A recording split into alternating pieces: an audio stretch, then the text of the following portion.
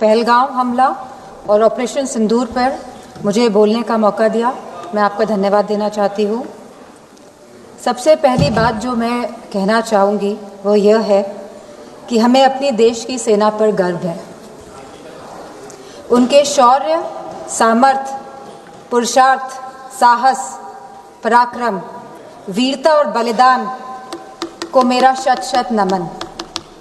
हमारी सेना ने हमेशा मातृभूमि की रक्षा करी है और पूरी तरह समर्पित होकर करी है, और इस समर्पण के भाव को हम सदैव इस समर्पण के भाव के लिए हम सदैव अपनी सेना के कृतज्ञ हैं और रहेंगे। सेना हमारा अभिमान भी है और सेना हमारा सम्मान भी है।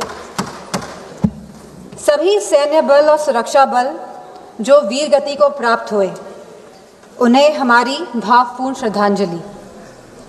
बॉर्डर पर भारत के जिन नागरिकों ने अपनी जान गंवाई और जो घायल हुए, उन सभी परिवारों के साथ हमारी संवेदना है। पहलगाम की जो आतंकवादी हमला 22 अप्रैल को हुआ, वह कहीं ना कहीं भारत की सुरक्षा पर आघात था। जहां एक तरफ सरकार यह कह रही थी कि सब कुछ नॉर्मल है कश्मीर पे, तो कहीं ना कहीं इस सरकार ने नेशनल सिक्योरिटी की कीमत पर कश्मीर में नॉर्मलसी का जो नैरेटिव सेट करने की कोशिश करी। पहलगाम की घटना कहीं ना कहीं उसी का अंजाम भी है। हमारा सवाल सीधे सरकार से यह है कि आखिरकार यह घटना क्यों घटी। आखिरकार पहलगाम में बाइसान वैली में जहां हजारों टूरिस्ट रोज जा रहे थे अपने परिवारों के साथ, और मैं पूछना चाहूँगी सरकार से कि अगर आपके परिवार के या हमारे परिवार का कोई भी सदस्य कश्मीर जाता, घाटी में घूमने जाता, तो बिना सिक्योरिटी के क्या आप उन्हें भेज देते? बिना किसी सुरक्षा के आप उन्हें भेज देते? तो क्या एक भारतीय की जान की कोई कीमत नहीं है? कहीं ना कहीं जो यह घटना घटी है, इसके लिए पूरी तरह से यह सरकार जिम्मेदार है और इसको रिस्पॉन्सिबिलिटी भी लेनी पड़ेगी और अकाउंटेबिलिटी भी सेट करनी पड़ेगी। और जिस समय घटना घटी तो भारत में अमेरिका के वाइस प्रेसिडेंट JD वांस भी यहाँ मौजूद थे, और जब भी इस तरह के VIP गेस्ट भारत में होते हैं तो हमेशा कश्मीर घाटी में सुरक्षा बढ़ाई जाती है। लेकिन इस बार जो ये चूक हुई है, और यह खाली बरसान वैली की बात नहीं है, 60 और ऐसे टूरिस्ट डेस्टिनेशंस थे जहाँ पे कोई भी सुरक्षा नहीं थी, और आपके कहने पर ही, भारतीय जनता पार्टी की सरकार के कहने पर ही टूरिस्ट कश्मीर जा रहा था, इस भरोसे के साथ, इस विश्वास के साथ कि वह सुरक्षित है। और यह जिम्मेदारी अंतोगत इस सरकार ने, भारतीय जनता पार्टी के नेताओं ने क्या कहा कि यह जिम्मेदारी टूर ऑपरेटर्स की थी वहां की सुरक्षा की, जो बहुत ही गैर जिम्मेदारा बयान है और साथ इनकी संवेदनहीनता को भी दर्शाता है। ऑपरेशन सिंदूर में जहां भारतीय सेना ने सटीकता से पाकिस्तान और POK के अंदर 9 टेररिस्ट कैंप्स या आतंकी ढांचों को तबाह किया, को निशाना बनाया, और जब हमारा पल्ला भारी दिख रहा था तो ये सीज फायर का जो अनाउंसमेंट हुआ, बात ये नहीं है कि सीज फायर का अनाउंसमेंट हुआ, बात यह है कि सीज फायर का अनाउंसमेंट किसने किया। किसी भी भारत के मंत्री ने या कोई भी भारत के ऑफिशियल हैंडल से यह अनाउंसमेंट क्यों नहीं किया गया? भारत के देशवासियों को क्यों यह सूचना एक अमेरिका के राष्ट्रपति के द्वारा मिली? सवाल इस बात का है। सेम कहीं ना कहीं भारत की फॉरेन पॉलिसी पूरी तरह से फेल है। और जो ये विश्व गुरु का जो माहौल बनाया जा रहा है देश में और पूरे संसार, पूरे विदेशों में, कहीं ना कहीं ये भी पूरी तरह फेल है।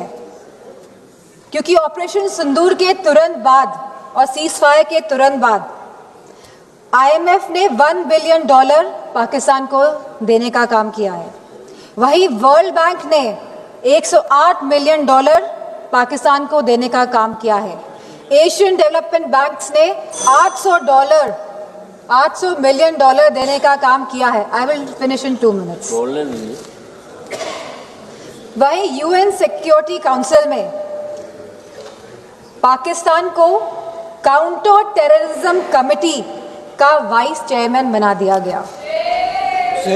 यह दर्शाता है कि भारत की फॉरेन पॉलिसी पूरी तरह विफल हुई है। और यही नहीं, पहली बार चीफ ऑफ आर्मी पाकिस्तान का अमेरिका के राष्ट्रपति के साथ लंच करने का न्योता मिला और लंच किया।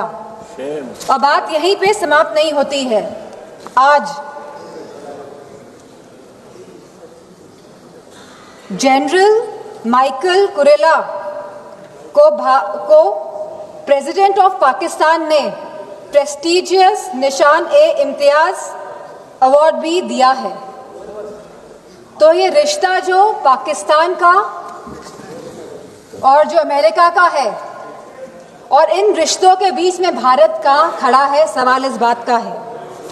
सवाल ये भी है कि अगर चीफ डिफेंस स्टाफ ने ये बात कही कि हमारे लड़ाकू विमान गिरे हैं, तो लड़ाकू विमान तो गिनती के हैं, आज नहीं तो कल तो पता ही चल जाएगा कि कितने लड़ाकू विमान गिरे।